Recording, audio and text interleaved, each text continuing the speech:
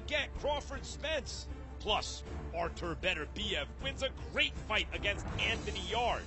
Does this mean we finally get Beterbiev Bivol? And who will be next for the heavyweight champion of the world, Tyson Fury? Chris Mannix from DAZN and Sports Illustrated will answer these questions and more. This is Max on Boxing.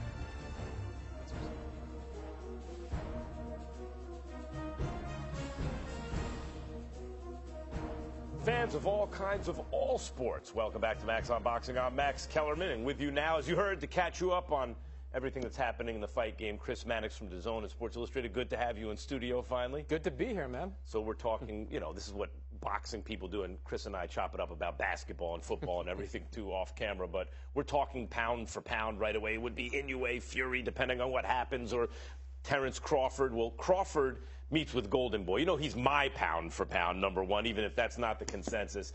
What does that mean for Crawford Spence? That is the number one fight in boxing, really in combat sports. For years now, it hasn't been made. What does this mean? I don't think it means anything for Crawford and Spence, because I think right now Terence Crawford is looking at 2023 as being a year that could exist without Errol Spence. We know Errol Spence is going to fight Keith Thurman probably in the month of May. Terence Crawford has been a once-a-year fighter for the last 3 years. He doesn't want to be that. So if he aligns himself with Golden Boy, he could at least put himself on a schedule that keeps him active. Golden Boy promotes Alexis Rocha, who is the highest-ranked available contender for Crawford's WBO title. They also promote Virgil Ortiz, who's got a very tough fight in April against Stanionis. But if he wins that fight, and if, like some expect, Errol Spence stays at 154 pounds, that belt that Virgil Ortiz would win would become a full title. And by fighting Virgil Ortiz in the second half of the year,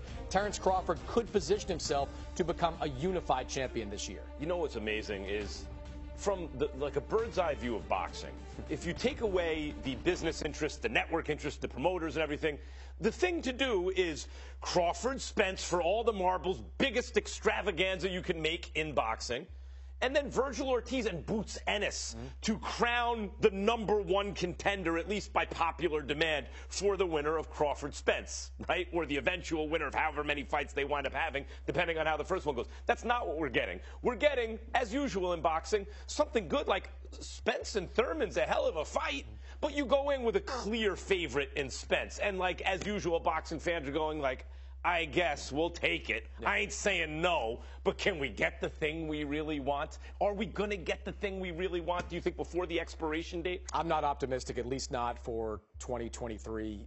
These conversations will be rekindled in the second half of the year, after Spence presumably gets through Keith Thurman. Then he's going to have to decide, can I cut back down to 147? Remember, he was at the Olympics at 152. He's been 147 his entire career. He may not want to lose those 7 pounds again, even for an Errol Spence fight. And I do think having Golden Boy involved could make the negotiations go. Golden Boy just cut a deal for Ryan Garcia and Tank Davis, so we know it can be done between Golden Boy and PBC. But I just think there's so much bad blood between Spence and Crawford, or more specifically Crawford and Al Heyman, that I'm not going to sit here and be optimistic about his future. It seems to me, and Al Heyman has an open invitation. Al, you have an open invitation to You love inviting Al on this show. Yes, I would love to, because but it's because my reading of all the information I have is, if Terence Crawford is being treated, well, there's a way to get out of a fight without technically getting out of the fight, right? You don't let a guy see the books. You make an offer and then change the offer, et cetera, et cetera. And it seems to me that Crawford is very willing to make this fight, and I don't think Spence is scared. Spence is a great fighter. Spence would be a great fighter in any era. It seems to me Al Heyman doesn't think his guy wins this fight, or else you don't become an obstacle. But again, Al, you can answer that charge on this show if you like.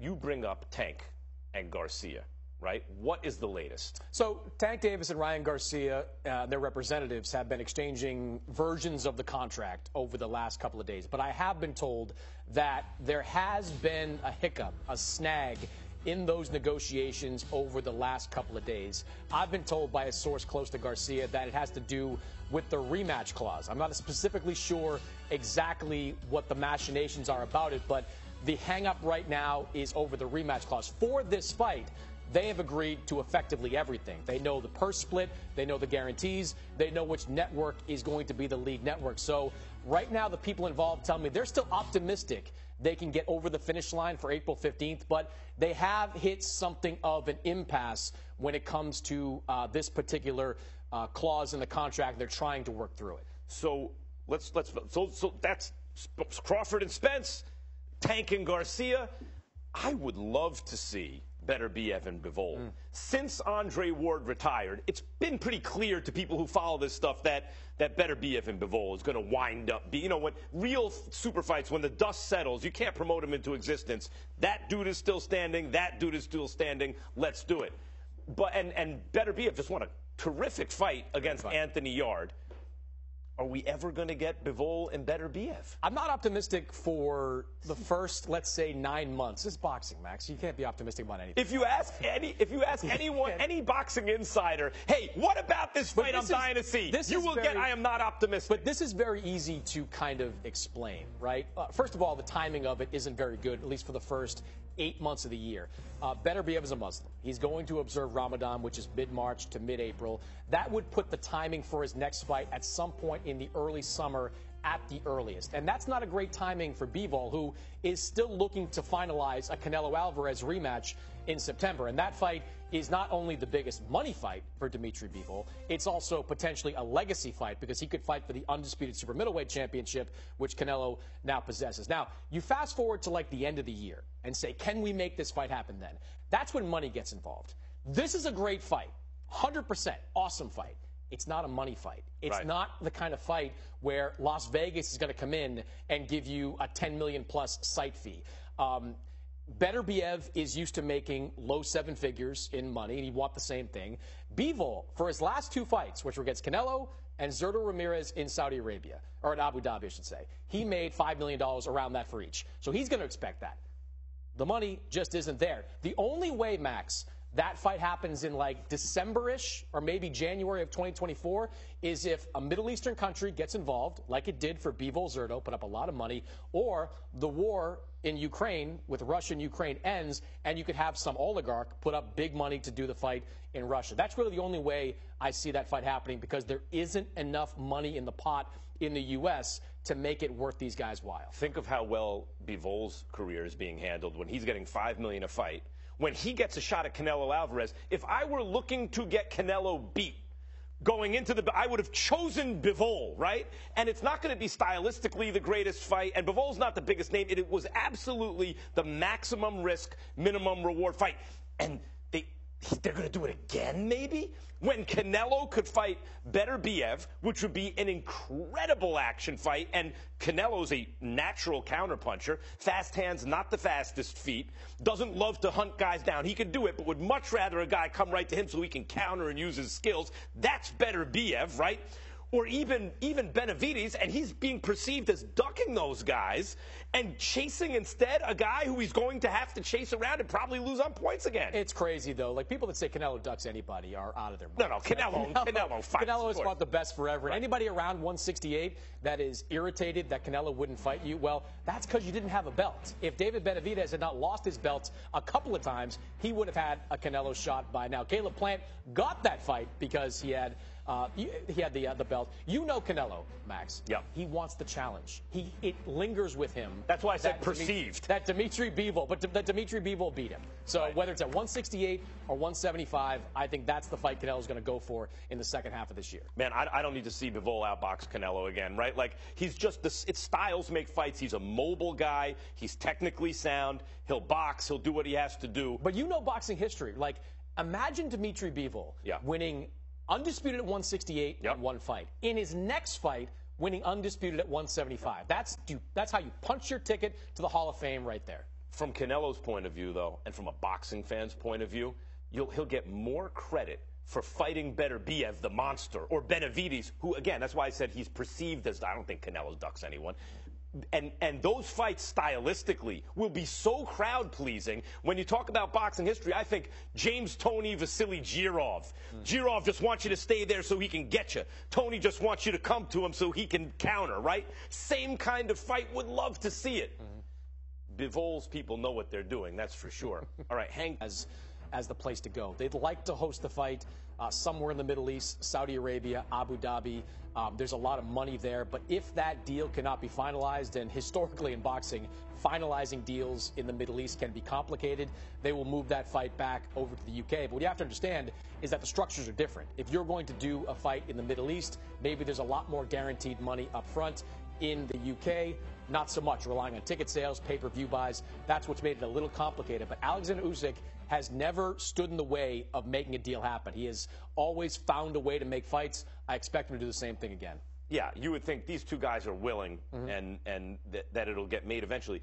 It's an interesting fight. It's for all the marbles. Tyson Fury enjoys an enormous size advantage and therefore will properly be the favorite. But Usyk does have a legitimate claim to a part of the title because in Tyson Fury's absence, when he retired the first time, essentially, a consensus emerged around Anthony Joshua, who lost his title and then won it back and then lost it to Usyk, who then beat him again. So Usyk has a legitimate claim, but there is another man who has every time he stepped in the ring with Tyson Fury, though he has yet to beat him, creates fireworks with Tyson Fury, and that is Deontay Wilder, who even though I thought Fury won all 3 fights, but he officially won 2 and drew once, twice by knockout, right? Devastating the second time, both times. And yet Tyson Fury's been on this show saying fighting Deontay Wilder is like holding a stick of dynamite in your hands, right? What are the odds we get Tyson Fury, Deontay Wilder for? I think they're okay. I wouldn't call it likely. Deontay Wilder is right now negotiating a deal to fight Andy Ruiz. Which is a tremendous fight. Tremendous fight. 2 former champions. That would be for the mandatory position for Fury's WBC title. But if Tyson Fury is able to get past Oleksandr Usyk, I don't expect Tyson Fury to look for a tough fight in his next fight. And when I say that, I'm talking about Francis Ngannou. I think there is going to be a bidding war between Eddie Hearn and Anthony Joshua versus Frank Warren and Tyson Fury to be the first and probably only guy to get Francis Ngannou into a boxing ring. Because Ngannou's got one shot at this, because he's going to get exposed. We both know that. Right. Either Joshua or Fury beats him. I think whatever happens with Joshua April 1st against Jermaine Franklin, Fury April 29th, I think both those guys go hard after Francis Ngannou for the summer. Because Ngannou is going to be a financial bonanza. Yes. There will be a perception among the general public that he's a big bad guy and he has a puncher's chance when he has a virtually 0% chance, right? I would take virtually out. Yeah, he's right. He's going to get beat by Fury Wilder. Right. The hardest heavyweight to beat ever, given his size and speed and everything, not to mention his heart, his ability to take a punch, etc. Tyson Fury against the guy in his first professional fight, right? That ain't going to happen. The odds are the same that Tyson Fury would get in an octagon and beat Francis Ngannou, right? It wouldn't work.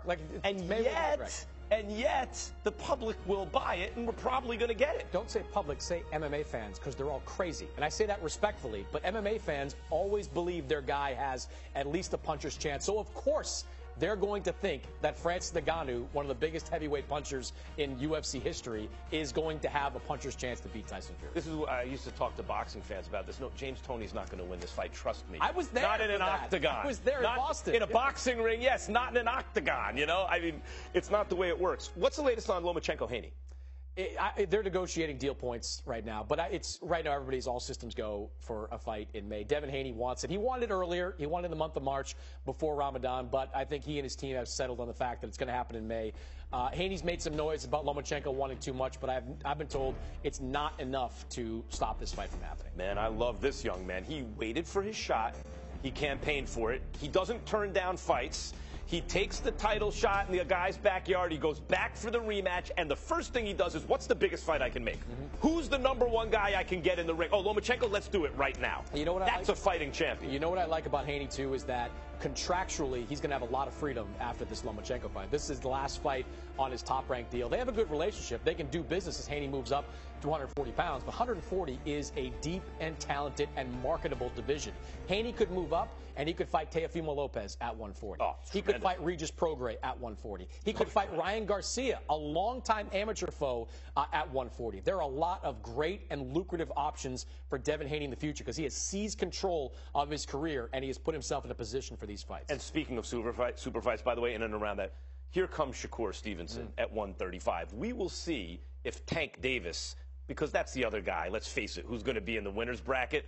We'll see if he takes a Shakur fight or if they wait and wait and wait until that expiration date has passed. You're here in New York for a featherweight title fight. Amanda Serrano and Erica Cruz. Mexico, Puerto Rico. There's a long tradition of that in boxing. It's a unification fight. Here are all the belts and everything. It's a couple of southpaws, right? Like, you know, but Serrano's one of the all-time greats in the short history of women's professional boxing. And Cruz is not nearly as experienced. Does she have a shot? I don't think so, because Amanda Serrano is dominant at 126. This is her most comfortable weight. And Erica Cruz, even though she is a high-volume puncher, both these women, Max, in 2-minute rounds, they throw about 70 punches per round. That's a lot of punches. So I expect a really entertaining fight. But Amanda Serrano just hits a lot harder. For Serrano, though, it's about becoming the undisputed champion at 126, which I was surprised to learn no Puerto Rican fighter has done in the 3 or 4 belt era. So in men's boxing. Or women's. Men's or women's now at this point. But so even men's boxing. Even men have not done it. So she's going to add that feather to her cap. And the big prize is the rematch, because Katie Taylor is most likely going to be at Madison Square Garden. If Amanda Serrano wins, there is going to be huge momentum to have the Taylor-Serrano rematch in Ireland. That was a fantastic fight when it took place in April of last year. The rematch in Ireland, where Katie Taylor has never fought. I'm hoping to be calling that fight. If I'm not, I'm going to that fight, because I want to see the Irish reaction to Katie Taylor, who is considered the biggest sports star ever over there. Not boxing star. She is like the biggest sports star ever, or at least up there in the country. Bigger than Barry McGuigan? See, you go way back with all this stuff. Barry McGuigan beat Eusebio Pedrosa for the title. His father sang Danny Boy. She's up there. When she won the gold medal back in 2012, 20,000 fans greeted her. How old were you in 1985? That's the question. I brought you back to 1985. Chris Mannix, ladies and gentlemen. Great to have you in studio. Ring the bell. Let's start with Brian, who asked me, number one fight everyone wants to see, Errol Spence Jr. versus Terrence Crawford, right? Right. Next up, our good friend from the Daily Wager, Joe Fortenbaugh, with a multiple choice question. What's the more entertaining fight, Bivol Beterbiev or Fury Usyk? I think they're similar in terms of entertainment. The most entertaining fight that you could make in those weight divisions would actually be Beterbiev Canelo or Benavidez, or two guys whose styles would make for an explosive fight. The fights you mentioned are boxers, but probably the fight with Beterbiev Bivol, because Beterbiev brings it. Aaron asked me, what would you rather see Canelo do this year? Fight the winner of Benavidez Plant or rematch with Bivol? Or is there a better fight for him out there? Yes, right, this is what I'm talking about. Beterbiev just wants you to stay right there so he can come and get you. And Canelo wants you, ideally, to come right to him so he can counter and you know, move and counter his upper body. And that's the best kind of fight you could possibly make. I mentioned James Toney, Vasily Girov when Chris Mannix was here. That was the same thing, and it was one of the 2 or 3 greatest cruiserweight fights of all time. Now on to two-tone to superstar, who wants to know, why isn't Devin Haney versus Lomachenko being treated as a 50-50 fight? Actually, not long ago, Lomachenko would have been a substantial favorite. But at this point, given what Lomachenko looked like recently, and Devin Haney's youth and size advantage, I think Devin Haney is properly a